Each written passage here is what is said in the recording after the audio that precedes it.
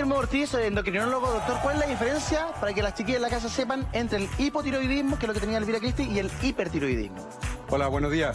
Bueno, primero que nada, gracias por invitarme. Este es un tema bastante interesante porque dentro de la patología endocrina, el compromiso de la función tiroidea es lejos lo más frecuente. ¿Y es cierto que es más frecuente en nosotras? Es más frecuente en mujeres y de ahí explicaremos por qué. Perfecto. Primero vamos a aclarar la primera pregunta, que es la gran diferencia entre hipo y hipertiroidismo. Perfecto. O sea, pensemos que la glándula tiroides está aquí en la parte anterior de la tráquea, en la parte inferior del cuello y anterior. Y cuando la glándula tiroides se enferma, puede aumentar su función, es decir, lo que se llama el hipertiroidismo, o puede disminuir su función, lo que se llama hipotiroidismo. ¿Ya? Perfecto. Por lo tanto, voy poniéndolo ahí. Hipotiroidismo o hipertiroidismo son conceptos funcionales. Perfecto. Cuando, por así decirlo, la glándula tiroides regula lo que podríamos llamar el metabolismo energético. Es decir, cuando aumenta su función, como que nosotros funcionamos con un mayor gasto energético.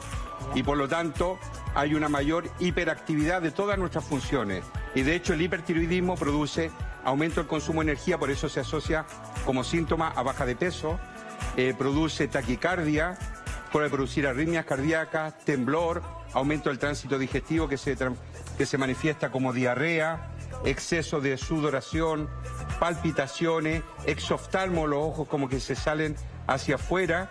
Entonces el hipertiroidismo produce un aumento del gasto energético. O sea, por ejemplo, si yo sigo comiendo lo mismo de siempre y empiezo a adelgazar, y yo digo, ¿qué es lo que está pasando con mi cuerpo? Ando más acelerada, quizás más sudorosa, con más taquicardia. Entonces debería ir al endocrinólogo porque puedo tener hipertiroidismo. Bueno, cuando uno comienza a bajar de peso y aparecen estos síntomas, hay otras enfermedades que también pueden producir los mismos síntomas. Pero obviamente, como los médicos estamos sensibilizados con esta patología que es muy frecuente, dentro del screening, del estudio inicial de un paciente, seguro que habrá un estudio de función tiroidea. Ahora, yo tengo amigas que de repente comiendo exactamente lo mismo, dicen, yo no sé si eso es la edad, que el metabolismo se pone más lento, o estoy engordando, me como una lechuga con atún y engordo. ¿Qué es lo que me está pasando? ¿Puede ser hipotiroidismo? Bueno, ahí tenemos la segunda condición, ¿cierto? Que es el hipotiroidismo, que es todo lo contrario, es decir, cuando baja el metabolismo y hay un menor consumo energético porque es como que todo el cuerpo se apaga.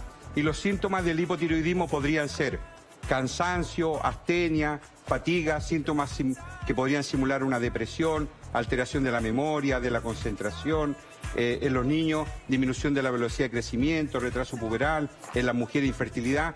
En vez de producir arritmias, taquicardias, como producía el hipertiroidismo, puede aparecer disminución del ritmo cardíaco como bradicardia, cansancio.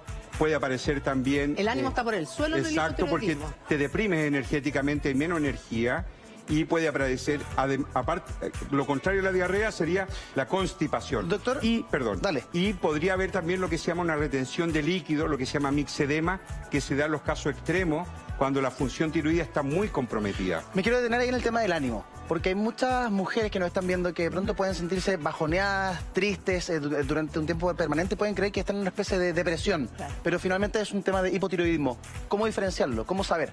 Bueno, tal como se decía en la nota preliminar, los síntomas de la depresión pueden ser simulados por un hipotiroidismo. Por lo tanto, en todo paciente, hombre o mujer, que tenga síntomas de una, entre comillas, depresión, inicialmente hay que descartar una condición orgánica y dentro de esta está el hipotiroidismo. Es así. Ahora, perdón, quiero aclarar una cosa porque el hipotiroidismo siempre se le responsabiliza de la obesidad. Para que haya obesidad en relación a un hipotiroidismo tiene que ser un hipotiroidismo muy severo, muy tremendo, y cuando un paciente está obeso indudablemente descartamos hipotiroidismo, pero tiene que haber un estudio más completo porque la obesidad se asocia a un balance energético en que hay menor gasto energético que el ingreso de calorías o condiciones genéticas o enfermedades genéticas también. Doctor, ¿esta es una enfermedad que ha aumentado en mujeres o ahora se diagnostica de mejor manera? Porque yo, o sea, de verdad conozco mucha gente que toma esta pastillita que es el remedio para regular la tiroides y muchas mujeres sobre todo. Claro, a ver, hay dos cosas que aclarar en ese tema. Efectivamente ha aumentado la patología tiroidea y es más frecuente en las mujeres. Y esto tiene que ver con la causa tanto del hipertiroidismo como del hipotiroidismo. Porque ya hemos dicho que hipotiroidismo e hipertiroidismo son condiciones funcionales. Claro. Cuando yo digo tengo hipotiroidismo, es decir, mi glándula está funcionando menos. La pregunta que tiene que hacerse el médico es ¿por qué? Y aquí viene lo interesante, porque ambas patologías, la principal causa de hipertiroidismo y de hipotiroidismo es una enfermedad que se llama autoinmune. ¿Qué significa esto? Nosotros, los seres humanos, tenemos un sistema inmunológico que está diseñado para defendernos, ¿cierto? Claro. Pero resulta que, por razones que todavía la medicina no conoce exactamente, el paciente, por así decirlo, el sistema inmune se confunde. Y en vez de atacar a nuestro enemigo, los virus, las bacterias, los gérmenes, ataca a nuestro propio cuerpo. Y se producen lo que se llaman autoanticuerpos. En el caso del hipertiroidismo, la paciente produce autoanticuerpos contra su glándula tiroides. En el hipotiroidismo lo mismo. La paciente produce autoanticuerpos que van destruyendo la glándula tiroides, produce una tiroiditis que se llama de Hashimoto, porque la descubrió el doctor Hashimoto, y este hipotiroidismo es secundario, por lo tanto, a una enfermedad autoinmune llamada tiroiditis Hashimoto. Y al inflamarse la tiroides, disminuye su función. Ahora usted dice que, claro, la medicina aún no tiene una razón certera o definitiva de por qué se genera esto, pero ¿hay alguna teoría? ¿Tendrá que ver con la alimentación de hoy en día? ¿Tendrá que ver con el estilo de vida del día de hoy? Bueno, estas enfermedades son antiguas. Y lo que quería para terminar el concepto anterior es que las enfermedades autoinmunes son más frecuentes en las mujeres. ¿Por qué? Porque así lo que hizo la naturaleza, probablemente no sabemos, ¿cierto? Pero, por ejemplo, pensemos, el hipotiroidismo, la tiroiditis Hashimoto, el hipertiroidismo, la enfermedad de Graves, pero también la artritis reumatoidea, la enfermedad de Sjögren, qué sé yo, el lupus eritematoso sistémico, son enfermedades que tienen el mismo mecanismo, es decir, son autoinmunes y son más frecuentes en las mujeres. Las teorías son muchas y una de las teorías, por ejemplo, es, como por así decirlo, la intolerancia a los antígenos. Un fenómeno que es muy común es que las mujeres desarrollen tanto o el hipotiroidismo o el hipertiroidismo durante el embarazo. Mira. Porque la mujer está sometida a los cambios hormonales, pero además tiene dentro de su vientre un ser que inmunológicamente y genéticamente no es compatible con ella, ¿cierto? Porque ese niño tiene los genes y, por así decirlo, los códigos de inmunidad del padre también. Claro. Por lo tanto, la mujer está sometida a un estrés inmunológico que puede causar también esto. ¿Y ese hipotiroidismo que te afecta cuando estás embarazada, se pasa una vez que nace la guagua o queda para siempre, como por ejemplo la diabetes gestacional? Algunas mamás resuelven este tema una vez que nace el bebé y otras mamás quedan se recuperan, pero le aparece más tarde. Mira, veíamos el caso de Elvira Crist, esta conocida actriz que tiene hipotiroidismo y que a pesar de que comía muy liviano, sentía que estaba engordando siempre y lo atacaba con jengibre y también con cúrcuma. ¿Por qué estos alimentos podrían generar un beneficio en pacientes como Elvira Crist y otras más? No conozco el caso concreto de ella, pero cuando un paciente tiene hipotiroidismo, el tratamiento es con levotiroxina, que es T4, es decir, una hormona tiroidea. Y es tan bueno este tratamiento que tú en el país que estés o en la clínica que vayas, el hospital que vayas, es el único. Si tú me preguntas, oye, ¿hay otra opción terapéutica? Pues no, porque es tan bueno que no tiene competencia. Pero este medicamento es de por vida. Claro. Y ahora, ¿qué ocurre? Que algunas personas piensan que cuando tú tienes hipotiroidismo tienes que consumir alimentos ricos en yodo. Ya. Y esto es un concepto errado, porque si tú tienes hipotiroidismo, tu glándula ya no está produciendo, no es capaz de sintetizar hormonas tiroideas. Por lo tanto, tú las administras en forma exógena. Por lo tanto, si tú a esa persona le das yodo, puede hacerle más daño que beneficio. Ah, mira, es peligroso. Es distinto a la persona que no tiene hipo o hipertiroidismo, que no tiene estas condiciones. Esa persona sí necesita un mínimo de consumo de yodo para poder mantener una función tiroidea adecuada. De hecho, hoy en día la sal en Chile está yodada, por ejemplo. Sí. Tiene que ver la alimentación, porque lo que señalaba esta de guapísima actriz es que básicamente no es solo la cúrcuma y el jengibre, sino también alimentarse sanamente y hacer deporte. ¿Tiene algo que ver todo eso en poder controlar, por ejemplo, el hipotiroidismo? No. Vale. Elvira, te no. equivocaste. El hipotiroidismo se controla con la levotiroxina, ya te digo. Ya. Si tú estás subiendo de peso porque hay un mal balance energético, hay que evaluar otras condiciones.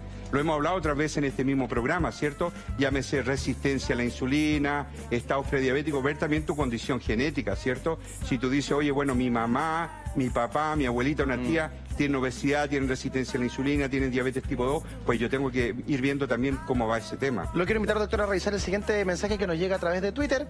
Óscar Retamal dice, ¿qué alimentos debe comer y cuáles no los con hipotiroidismo hombre o mujer? Bueno, ya lo hemos conversado, ¿cierto? Los pacientes que tienen hipotiroidismo Es un apartado. tienen que tener una alimentación normal. Hipotiroidismo Pero- normal. Normal, pero sin aportar yodo. Por ejemplo, la principal sal que nosotros consumimos, la que se vende en forma comercial en todos los supermercados, viene yodada. Entonces estos pacientes la única restricción que tendrían que tener La es sal. consumir sal sin yodo. Y algunos mariscos, por ejemplo, los erizos, Claro, que tienen mucho pero yodo. es curioso esto es cierto que hay que consumir pocos mariscos, pero nosotros siendo un país que tenemos tanta costa y que tenemos tanto mar, no somos un país en que la gente tenga hábito de consumir mucho marisco. ¿sí? Perfecto. Entonces, los de hipertiroidismo, la alimentación normal, pero tienen que sacar la sal de su alimentación. La sal yodada. Perfecto. Y los de hipotiroidismo. Es lo mismo, lo mismo. Lo mismo. Es lo mismo. O sea, el Es lo hipertiroidismo y hipotiroidismo tienen que comer lo mismo, pero sin sal. Es sin yodo. ¿Qué pasa con el consumo de agua? ¿Hay alguna influencia del Nada. consumo de agua? Al consumo de agua libre demanda habitual. Libre demanda habitual. Y usted nos recalcaba que la actividad física da lo mismo en el fondo si tiene algún tipo de problema. Claro, lo importante es que para hacer la actividad física el paciente tiene que estar compensado, ¿cierto? Ya sea que tenga hipotiroidismo, tiene que estar con niveles de hormonas normales para poder desarrollar una actividad física normal. Doctor, yo se lo comentaba, cuando uno generalmente va al ginecólogo, el ginecólogo te toca la tiroides. Es como el examen preventivo, de alguna manera. ¿Cómo es el examen de poder saber si, por ejemplo, tengo nódulos o estoy sufriendo de hiper o hipotiroidismo? Bueno, ¿Me lo puede realizar? Claro, sí, por supuesto. Durante la atención médica hay dos formas de aproximarse a la patología tiroidea. Una es la entrevista del doctor que va a preguntar sobre algunos síntomas que le sugieran compromiso, y la otra es la exploración física. Ya hemos dicho que la tiroides está en la porción anterior del cuello e inferior, y para examinar tú te giras, el paciente se pone delante del médico, el ¿Ya? médico en esta posición, tú palpas la tiroides. Como la tiroides está en la parte inferior, tú tienes que hacer que el paciente haga un movimiento de deglución. Traga saliva, y ahí la tiroides sube y tú logras palpar tanto el lóbulo derecho como el lóbulo tiroideo izquierdo. ¿Y qué se percibe cuando uno de las dos está alterado? Cuando es hipertiroidismo o hipotiroidismo. Bueno, gracias. En ambas condiciones puede haber bocio, es decir, aumento de tamaño de la tiroides. Por Ya. ejemplo, mi tiroides está correcta, Está bien. de tamaño normal. Y la otra cosa que pueden haber nódulos, ¿cierto? Sí. O quistes, que cuando los hay, si son grandes, tú los puedes palpar. Si son pequeños, no.